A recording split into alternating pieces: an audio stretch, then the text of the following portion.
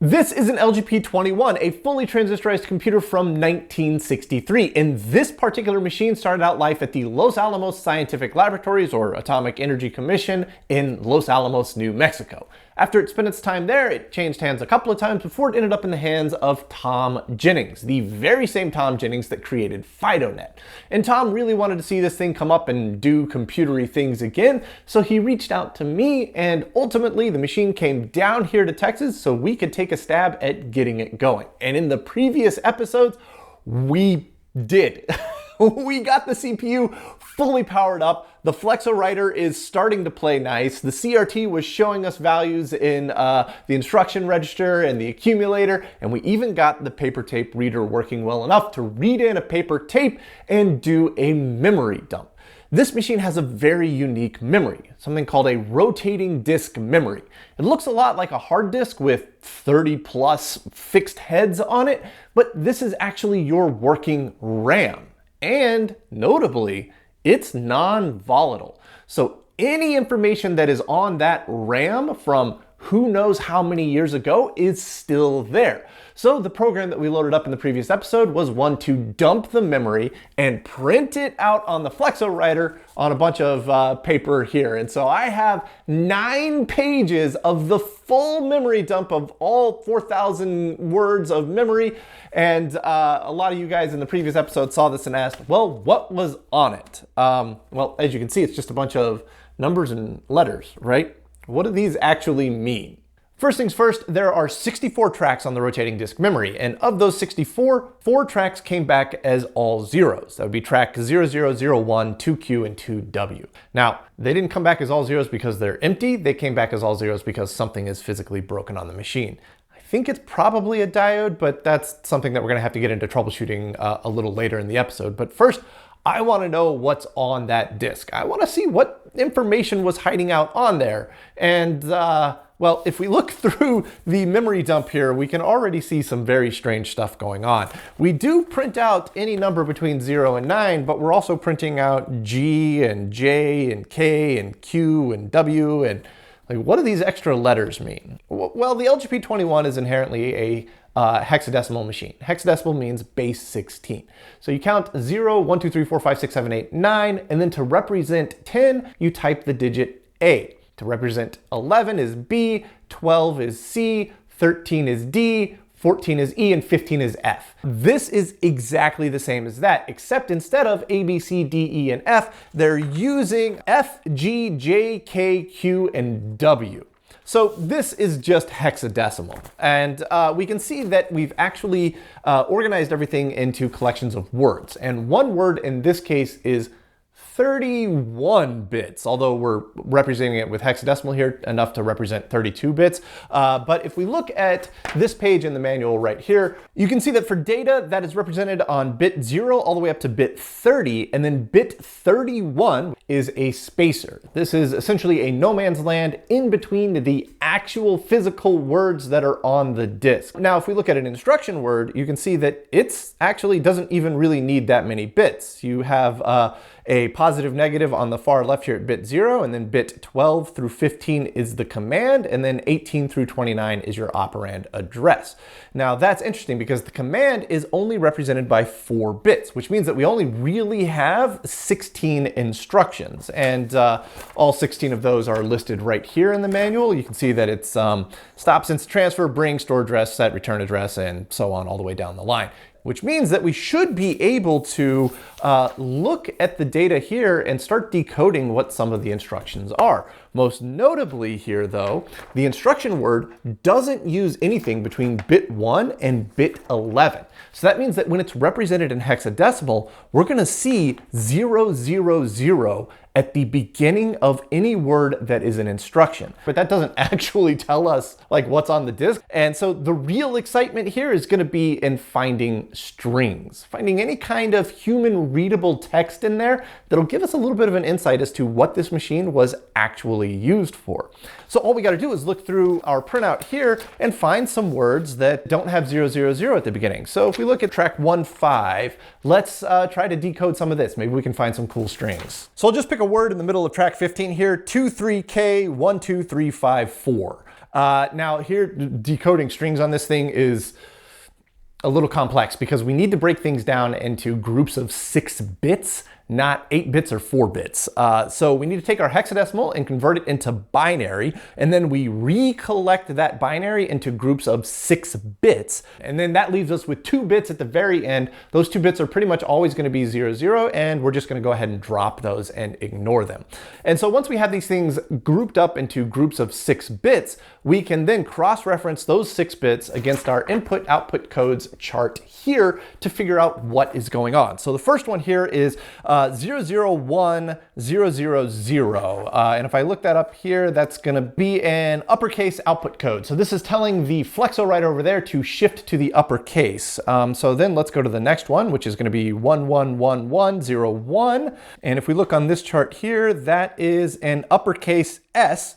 Okay, so the next one is 000100. This is a lowercase command. So now we're going back down to lowercase. So we're starting with a capital S. The next character after that is going to be O. The next one is a D, and that's our first word. So we've got SOD.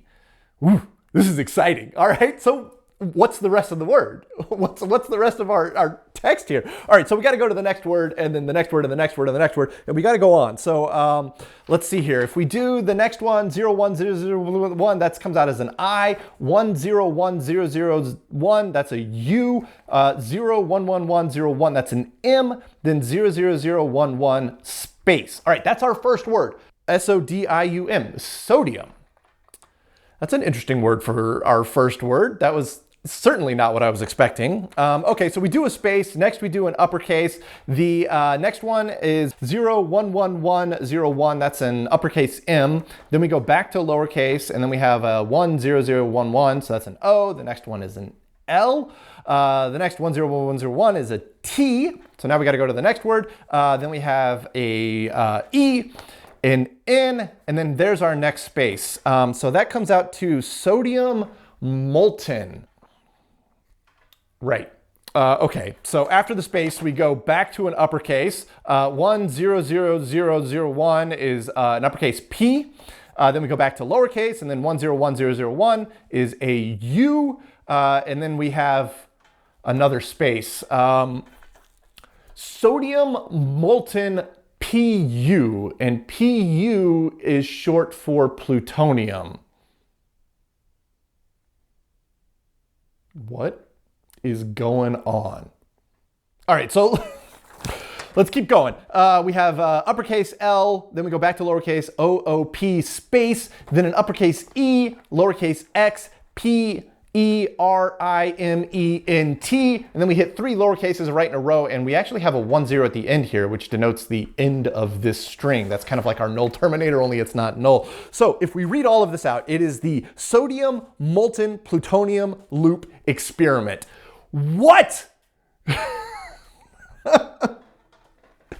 Obviously, doing all of this by hand is going to be a nightmare, but some of the absolute legends over on the Discord, notably Reese, thank you so much for all of your help, have gone through and started extracting all of the strings from our data here, and it's full of nuclear reactor experiment stuff. One of the big strings that we saw come up a lot is the UHTREX, which stands for Ultra High Temperature Reactor Experiment.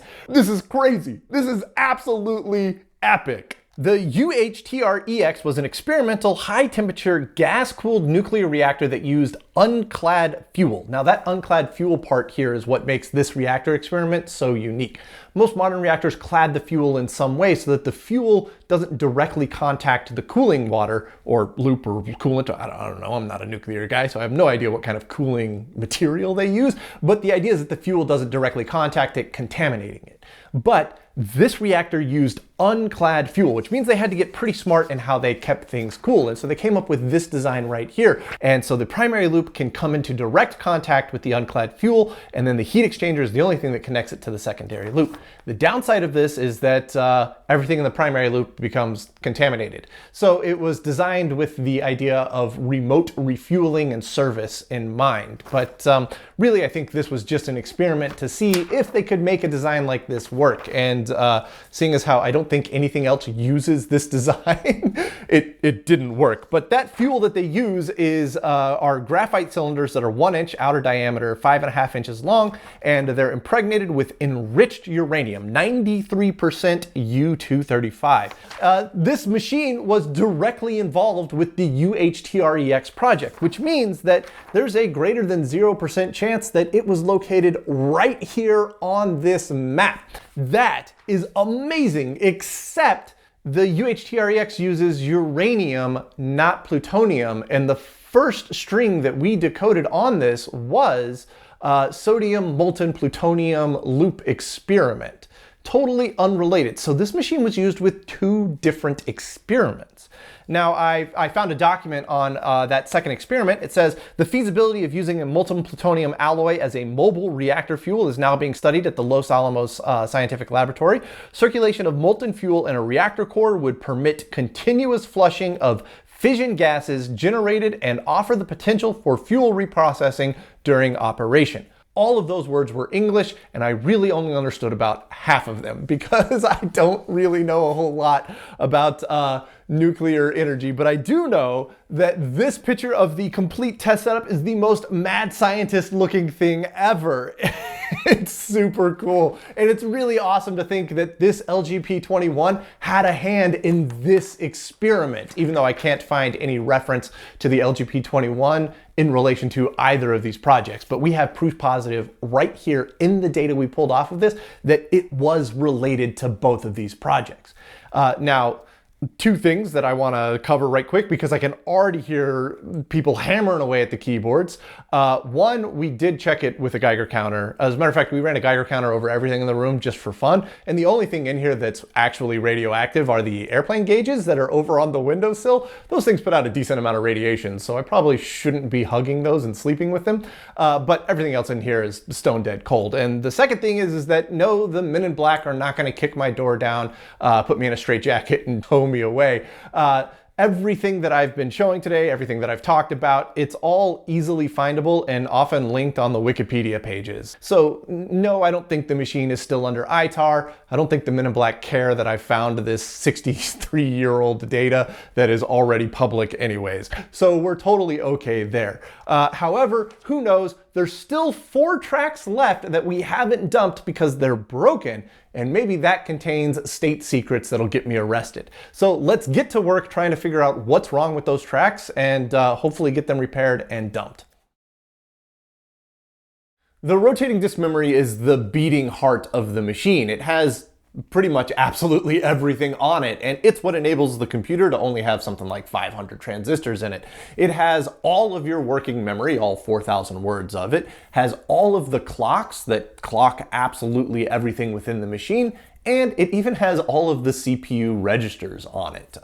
Right around the periphery on the very edge here, we have 4 of these little PCBs that have a collection of transistors on them. These each have a read head and a write head underneath them and are the individual registers of the CPU. So you have your instruction register here, your program counter here, your extended accumulator here, and your regular accumulator here. Now, earlier I said that there are 64 tracks, but actually there's only 32 heads, which means that our tracks that we see in our memory dump, 2 of those are shared on a single read-write head.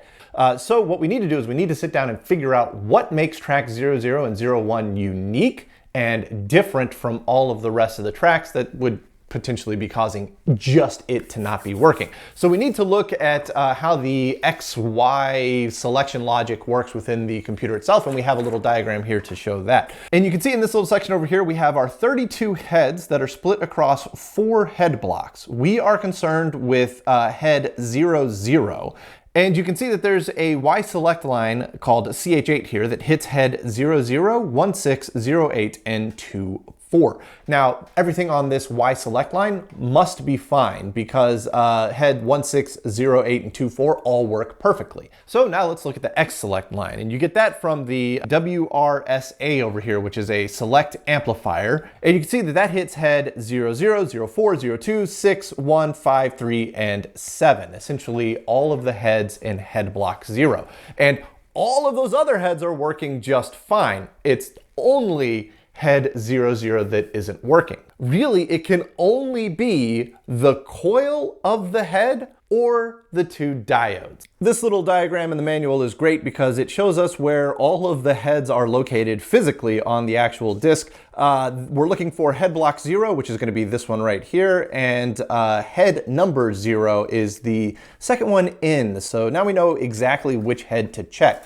And I've gone ahead and I've disconnected this plug right here. This has all of the X select lines on it. And so if we disconnect the X select line, that all the diodes are still connected to each other, but they're not connected to anything else. So we should be able to do a diode check on the individual diodes here. So we'll start with the spare track here. So I'll go ahead and put my black probe there, and then we'll check the spare track there. And yeah, we've got 0.63 volts on that one. We'll check the other diode. And yep, 0.63 volts. So we'll go ahead and flip the probes around and do a double check on it. And we should get nothing. Yeah, absolutely nothing on that. So let's move up to the head in question. This is going to be head 00. Nothing in that direction. Nothing in that direction. That's good and not good at the same time. So I'll flip the probes around and we'll check it. 0.63 and yeah, 0.63. So both of the diodes on head 00 are good. Going back to our schematic, the diodes are good, so that kind of only leaves the head, unfortunately. So if we put one probe on the Y select line here, and then we put the other probe on the anode of the diode, which is exposed and I can get to, we can isolate the coil itself and check the resistance of it. So I've got my multimeter set up here. Let's go ahead and put one probe. I'll start with the spare one here. I'll put it on that post and then I'll check it on the bottom of the diode here.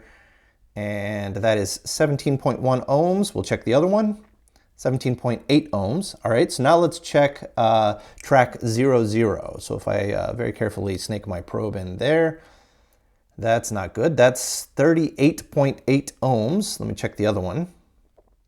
39.5 ohms. All right, that's not boding well for track 00 and track 01, but what about track 2Q and 2W? Those also came back as all zeros. 2Q is 46 in decimal. Divide that by 2, we get down to 23. And then if we look at our little diagram here, 23 is in head block number 2, and 23 is going to be the one on the far right. Now, remember, if the head is good, we're expecting to see 17 ohms. So let me go ahead and get my little probe touching the right stuff here, and we'll check this one. That's not good. That is 8 mega ohms. How about the other direction here? Also 8 mega ohms.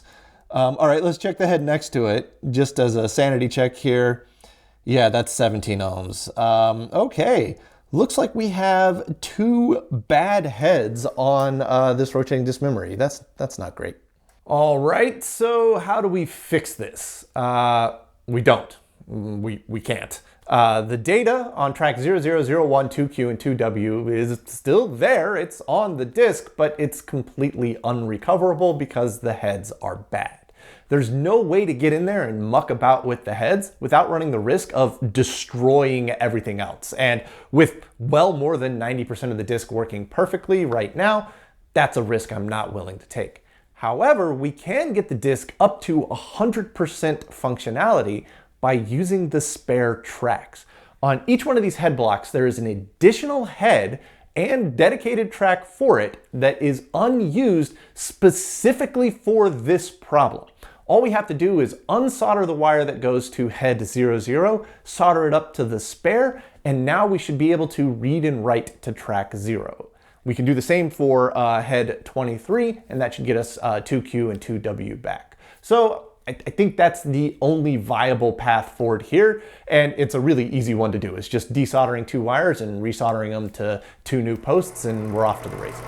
All right, let's see if we can read and write to the repaired tracks. Now, those were spares, so there should be absolutely nothing on there, but we are going to do a read first and just see what kind of junk we get back. So we're going to do that with 000B0000. And then I'm gonna hit fill clear to move that up into the instruction register. It did. So then I'm gonna come out of manual input into one operation, and we're gonna hit an execute. And yeah, we got all zeros back. That's kind of what we were expecting. So we're gonna go back to manual input here, and we're gonna do a 0, 0, 0, C 0, 0, 0, 0. So we'll go ahead and hit fill clear to move that up to the instruction register. And then we'll fill the accumulator with a bit pattern here. So I'll just do 5s all the way over here to fully fill the accumulator. So we're gonna come out of manual input into one operation, and then we just hit execute.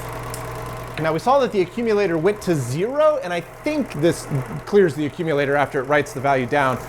So in order to read that back, we need to go back up to manual input here. We do a 0, 0, 0, B 0, 0, 0, 0, and then we're gonna do a fill clear to move that up. We're gonna go back to one operation here and hit execute, and that did not give us the right results. Also, fill clear didn't clear the accumulator. That's interesting.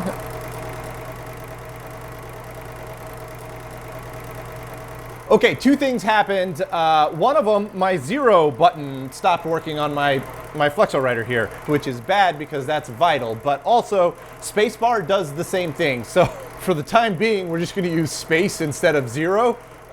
That's super annoying. But also there's a record enable switch on the back of the machine that prevents writing to the first 8 tracks, I think. And I had that switched off. So I've switched it on, and let's give this another shot here. So we're just gonna do a 0, 0, 0, C 0, 0, 0, 0. We'll do a fill clear to move that up into the instruction register, and then we'll fill this with just all 5s here. And then we will do a 1-op execute. That clears out the accumulator, but I think that's what it's supposed to do. So we go back to manual input, and we'll do a 0, 0, 0, B 0, 0, 0, 0. Fill clear to move that up into the instruction register. Hold it down to one operation, hit execute, and yeah, there we go. Looks like we got the value back. But I do want to test out track 1, track 2Q, track 2W. And then there's one more thing that I want to test out, which is multiplication, because that uses the extended accumulator. We haven't actually tried to use the extended accumulator yet, so that's going to be a fresh new thing that we're going to have to try. All right, I've taken a day to kind of review the footage and figure things out a little bit better here, and we've got, surprise, surprise, Flexowriter problems. But first things first, track 0001 and 2Q I was able to write down and read back from perfectly. But I haven't been able to test 2W yet because we have some weird Flexowriter issues going on. If you remember, I said it looked like my 0 key stopped working. The 0 key still works, it just isn't telling the computer that input has finished. And it turns out that that's happening for the W key as well. Every other key on the keyboard works totally fine. It's just those two. And I've been poring over the schematics, trying to figure out what the heck is going on. And I can't figure out what makes 0 and W unique from the rest of the keys. So for the time being, we're gonna use space as an alternative to 0 because that works. And I think we can use S as an alternative to W. And that should allow us to test 2W. All right, we're spun back up here. We're in manual input. Let's just double check that things are still broken here. So if I do like a 2 or a 3, yeah, we can see that shifting into the accumulator there. But if I do a 0, yeah, we see my stoplight came off and now we're kind of stuck. It didn't shift in over there and we're stuck in this like weird loop. If I do a carriage return, that does seem to clear it and get me back to stop. Let's see if W does it as well. Oh, that time W cleared up. That time it didn't.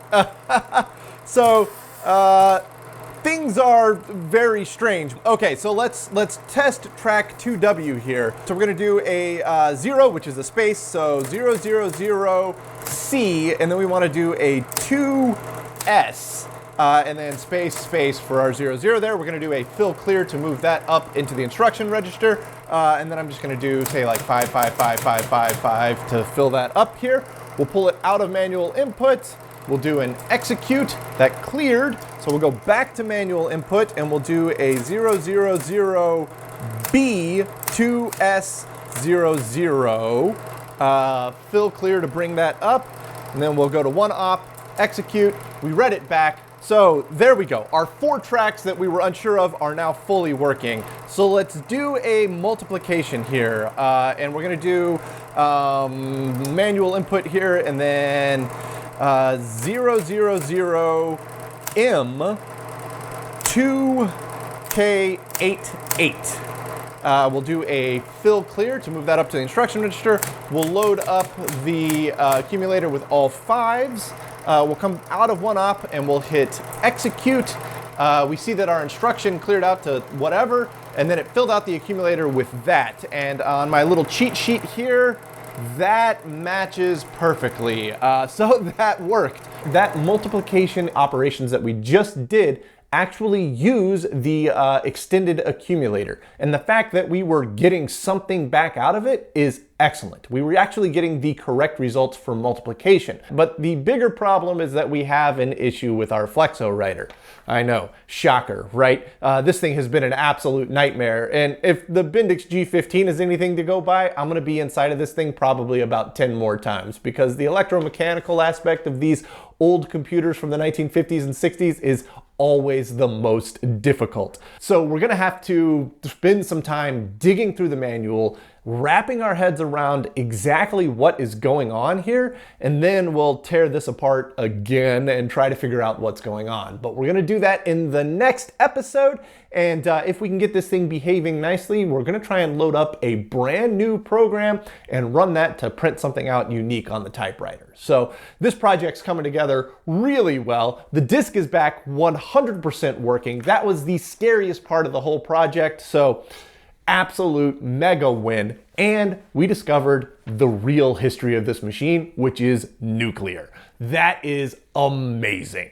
So I want to thank you all so much for hanging out with me today, and I hope to see you in the next one.